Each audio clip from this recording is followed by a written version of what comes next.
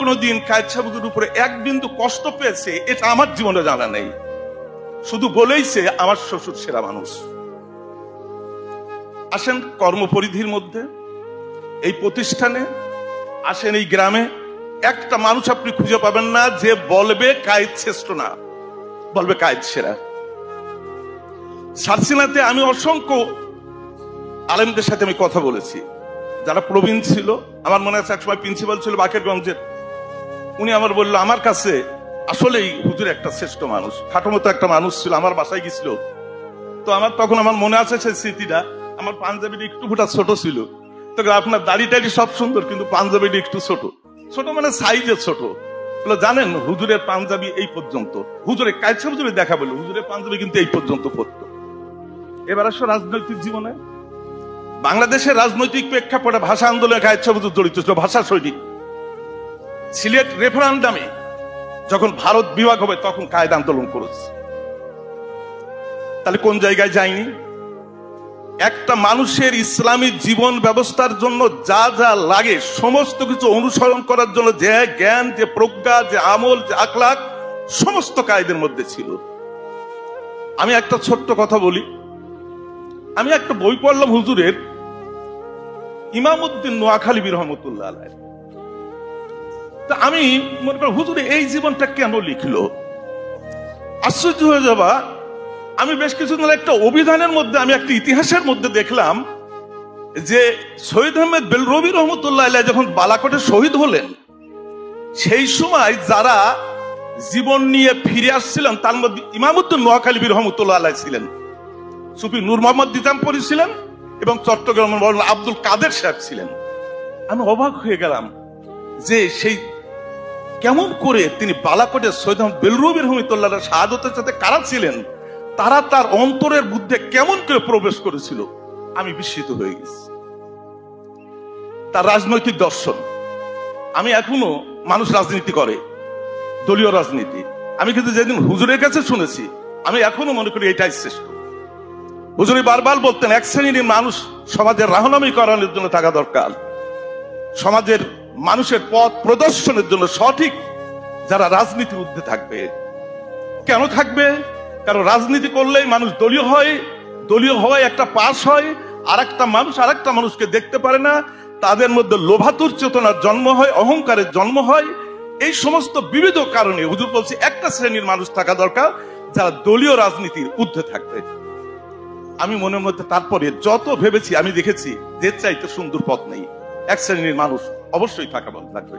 বুঝতে পারছো কায়েদের রাজনৈতিক দর্শন কত উত্তম আমি কল্পনাই করতে পারিনি। এবার এসো আমরা যদি তার হুজুরের আমলের দিকে তাকাই, আমার মনে আছে ওযু করার সময়ও হুজুর সুন্দর করে বসতো, তারপর পানি আনতো, দীর্ঘ সময় ধরে অত্যন্ত ঠান্ডা ভাবে কায়েদ সাহেব হুজুর আমি ওযু করা দেখছি, এবং কোন পাশে কেমন করে বসা দরকার হুজুর তেমনি বসতেন। এবার এসো মসজিদে, হুজুরের মসজিদে আসতে কোনোদিন কথা বলতে শুনিনি, যদি একটু সময় থাকতো। আমার মনে আছে তখন মৌলানা সলেমান সাহেব তখন আজান দিত, হুজুর এসে বলতো মুয়াজ্জিন সাহেব ভদ্রতা আভিজাত্য আমরা পারিনি তো, কায়েদ হতে পারিনি তো আমরা। মুয়াজ্জিন সাহেব সময় কি আছে, আমি 2 রাকাত নামাজ পড়তে পারবো? হুজুর সময় আছে আপনি পড়েন। নামাজ পড়িয়া আবার বসছে।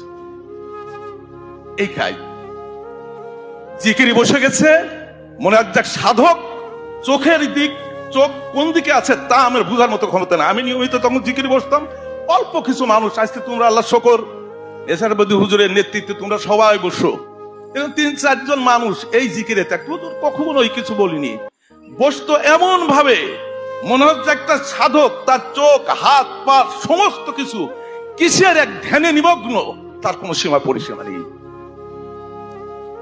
আবার এই মানুষটা এত বিপ্লবী ছিলেন, এই ঠান্ডা যখন কোন অন্যায় হয়েছে মুহূর্তের মধ্যে প্রতিবাদ করেছে।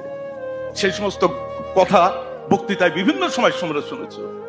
যে ঝালুকাঠিতে যখন আনন্দ মেলা হলো একা, তখন ইসলামের খুব দুর্দিন, কারণ পাকিস্তান হারানোর পরে ইসলামী মানুষ বেশি হয়ে গেলেন, স্বাধীনতার বিপক্ষ হয়ে গেলেন এমনিতেই।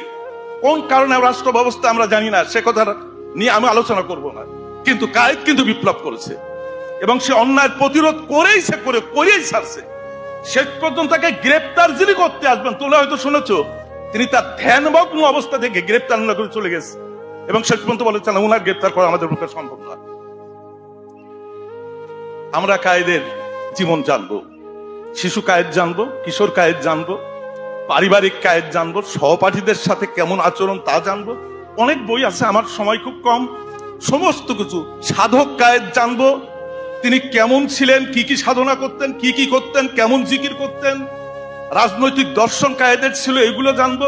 তার পোশাক, তার পরিচ্ছন্নতা, ধনির ধার ধার নেই কিন্তু পোশাক ছিল পরিচ্ছন্ন। আশ্চর্য হয়ে যাবে। কথা ছিল কেমন ছোট্ট শিশু, তার কেমন মূল্যায়ন কথা, আপনি করে কথা বলতে গেছো। আমি অনেক মনে করেছি, ভুলে যাই।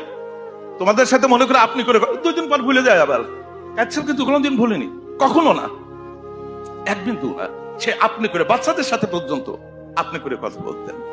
কিন্তু অত্যন্ত পরিচয়ের বিষয় কি জানো, আমরা অনেক সময় বললাম না, এই সল্ট অফ দা আর্থ, এদের কথাগুলো আমরা অনেক সময় পছন্দ করি, কিন্তু এদের মতো হওয়ার চেষ্টা করি না।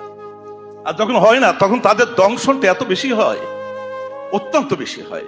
কেমন করে কি করবে না করবে তিনি কিন্তু স্থির সিদ্ধান্ত নিতে পারে না। যার জন্য কখনো কখনো যখন হুজুরের জজবার সময় ছিল, তোমরা হয়তো দেখোনি, হুজুরকে দেখোনি, আজকে তারা জজবার সময় ইয়ের উপর লিখতো, এক একটা কোরআনের আয়াত হুজুরে লিখতো আর বলতো আপনারা এর অর্থ করেন। চতুর্দিকে, আমার মনে আছে এখনো, মসজিদের চতুর্দিকে জায়গা থাকতো, হুজুর চতুর্দিকে ঘুরতো, দেখতো কে কে অলস, কে কে দাঁড়ায় আছে, আবার তার দাঁড় করাইতো, বলে আপনি বলেন, প্রশ্নের উত্তর দিতে। কেউ পারতো, কেউ পারতো না, কেউ উদাসীনতার যা থাকে, সম্পদ হারায় ফেললে, তখন চোখের পানি ফেললে ওইটাকে আর কখনো পাওয়া যায় না। আর আমি সারা জীবন একটা জিনিস দেখেছি, দার্শনিকদের জীবন এমনই হয়, দার্শনিকদের সমকালীন মানুষ কেউ বুঝতে পারে না। ওই আমি একটা কথা বলবো, একটু বলাই লাগে, সক্রেটিস যখন গ্রিসে